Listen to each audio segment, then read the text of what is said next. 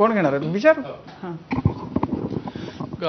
एकनाथ शिंदे आणि 40 आमदार 13 खासदार शेकड्याने नगरसेवक तुमचे फुटून गेले.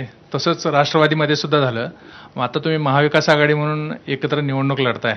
मग आता उमेदवार निवडताना तो आपल्याकडेच राहील ह्याच्या संबंधी काही खबरदारी घेतली आहे का? बघा आता किती खबरदारी घेतली आत्ता या क्षणी. आम्ही असं म्हणतो की ज्यांना जायचं ते निघून जातात किंवा गेले. तुम्ही त्यांना 4 भिंतीत बंद करू शकत नाही. शेवटी महत्त्वाकांक्षा हे आता असा एक प्रकार झालेला आहे की राजकारणात द्यावं तेवढं थोडंच आहे.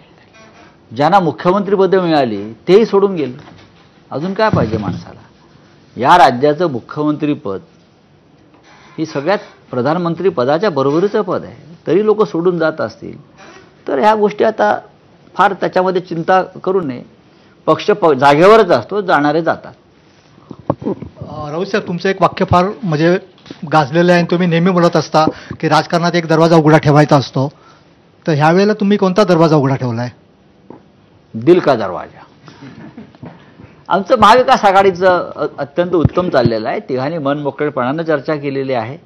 तुम्ही ज्या काय लहान सहान गोष्टीमध्ये स्वतः तुम्ही टेन्शन घेऊ नका फार आमच्याविषयी. तुम्हाला काही कारण नाही टेन्शन घेण्याचं.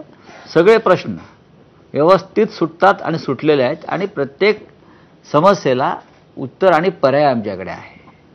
आम्ही ठरवलं यावेळेला महाराष्ट्रामध्ये की फार ताणायचं